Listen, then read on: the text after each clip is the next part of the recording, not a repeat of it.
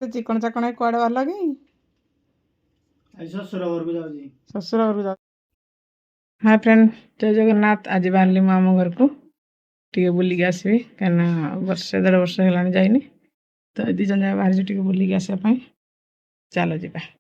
ଏବେ ଆମେ କ'ଣ କରୁଛୁ ନା ବାହାରିକି ଆସିଛୁ ଭାରି, ଆଉ ବାଟରେ ଏବେ ଆମେ ଯାଉଛୁ। ଆମ ଝିଅ ବି କଲ୍ କରିଥିଲା ଯେ ବାପା କେତେବେଳେ ଆସିବୁ, କହିଲେ ହଁ ବାହାରି ସାରିଲୁଣି।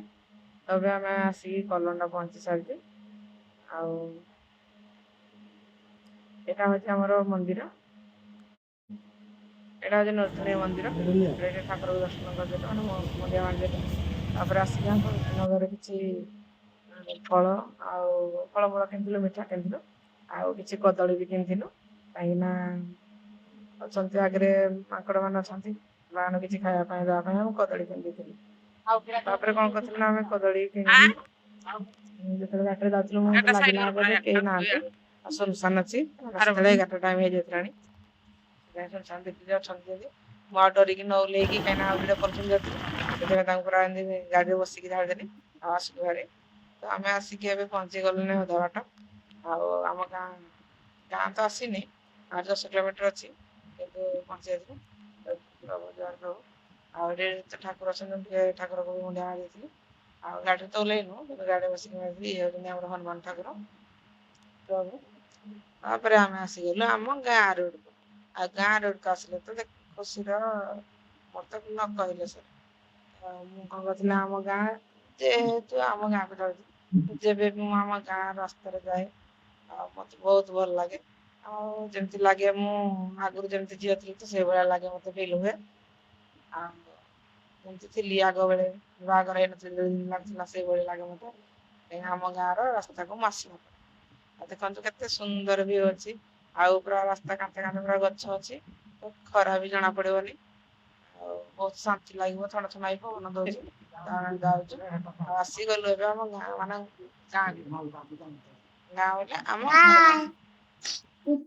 ଏଇଠି ହେଉଛି ମୋ ନାତି,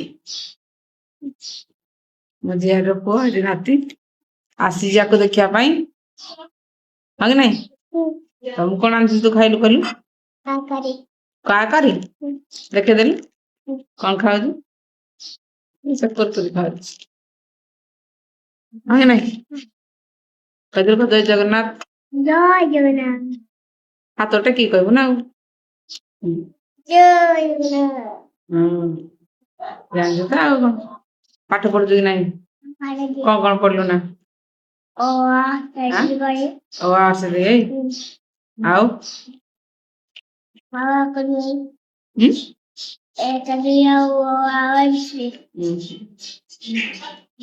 ଏଇଟା ଗୋଟେ ଶୋଇଯାଏ ପଟେ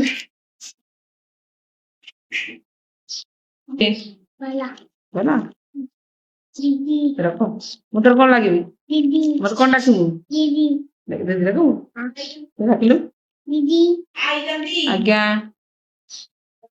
अंडीजी तुझे गेला डगली अंडीजी आदर को अंडीजी अंडीजी मोबाइल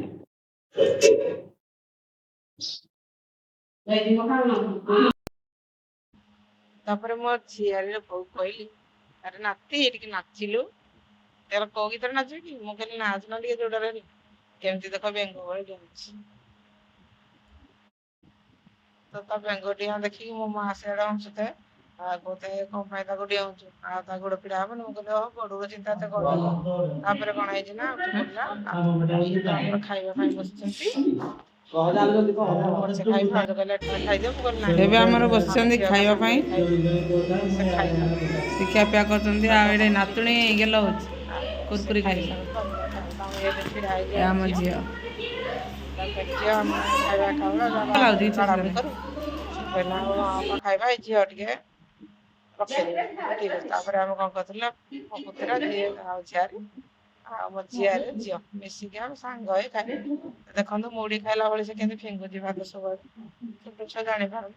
ତ ଆମ ସାଙ୍ଗସାଥି ଏମିତି ଖାଇକି ହସ ମଜା ଖୁସି ଟିକେ ହେଇଗଲୁ ଖାଇବା ଭିତରେ। ଏଇ ଆମର ତ ପୁରା ଏବେ ଏଇଟା ଶୋଇଛନ୍ତି ଭାଉଜ ଆଣିଥିଲେ ଆହୁରି ଭାତ। ମୁଁ ତ ବେଶୀ ଭାତ ଖାଏନି। ଗାଳିଆ ପାଇଁ କହିଲି ନାଇଁ ନାଇଁ ଭାଉଜ ଏତେ ଭାତ ଦିଅନି। ସେ କହିଲେ ଆଉ ଟିକେ ଖାଇଦଉନ। ମୁଁ କହିଲି ନା ଆଉ ଖାଇବିନି, ମୁଁ ଯେତିକି ଧରିଛି ସେତିକି ଟିକେ।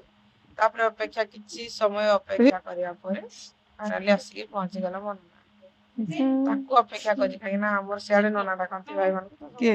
ଆମେ ବି ନନା ଡାକୁ। ତ ସେ ପହଞ୍ଚିଗଲା। ମୁଁ ତ ଏବେ ବାହାରିକି ଆସିଲି ଭାରି, ଆଉ ମତେ ବି ବହୁତ କଷ୍ଟ ହଉଥିଲା, ଦୁଃଖ ଲାଗୁଥିଲା।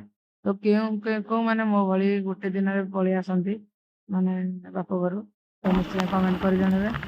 ଆଉ ଚେଷ୍ଟା କଲେ ରହିବା ପାଇଁ ବି ରହିପାରୁନି, କାହିଁକିନା ଆମେ ଯେହେତୁ ସଂସାରିକ ହେଇସାରିଲୁ, ତ ସେଥିପାଇଁ ଏପଟେ ଦେଖିବାକୁ ପଡ଼ିବ, ସେପଟେ ଦେଖିବାକୁ ପଡ଼ିବ, ତ ଗୋଟେ ଦିନ ବି ରହି ହଉନି। ଆଉ ଆସିବାକୁ ପଡୁଛି, କଷ୍ଟ ହେଲେ ବି ତ ଆମେ ଆସିବୁ। ତ ମୋ ଭଳି କୋଉମାନେ ଆସନ୍ତି ଭାରି ତ ନିଶ୍ଚୟ କମେଣ୍ଟ କରିବେ। ରହୁଛି, ଜୟ ଜଗନ୍ନାଥ।